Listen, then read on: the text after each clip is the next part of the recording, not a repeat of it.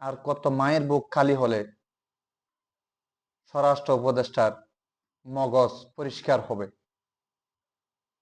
আর কত শরীফ উসমান হাদি মৃত্যু নিশ্চিত হলে আসিফ নজরুলের মতো জানোয়ারের বাচ্চার মগজ পরিষ্কার হবে। আর কত শহীদ আবরার ফাহাদের মতো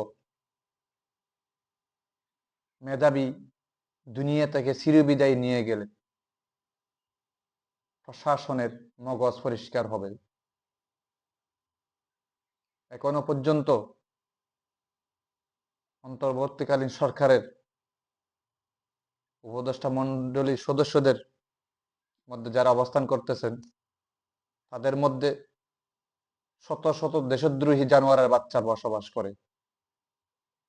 আমি ওই সমস্ত জানোয়ারের বাচ্চাদেরকে সতর্কবাণী হিসেবে বলতে চাই, তোরা আসলে কাপুরুষ, দেশদ্রোহী, দেশ এবং জনগণের শত্রু। তোদের মতো জানোয়ারদের কারণে আজকে দেশের এই অবস্থা।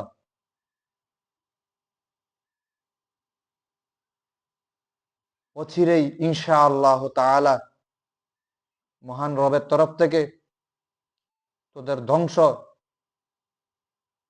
ফাইসালা হয়ে যাবে। ওই ধ্বংসযজ্ঞ দেখার জন্য আমরা অধীর আগ্রহ নিয়ে বসে আছি। মনে করিও না দেশের মধ্যে একটা চক্রান্ত সৃষ্টি করে, অরাজকতা সৃষ্টি করে দেশের সার্বভৌমত্বকে তোমরা ধূলিসাৎ করে দিবা। সেই সুযোগ তোমাদেরকে দেওয়া হবে না ইনশাআল্লাহ। এখন দেশের জনগণ সবকিছু বুঝে গেছে, জেনে গেছে, তাই তোমাদেরকে সাবধান করে দিতে যাচ্ছি।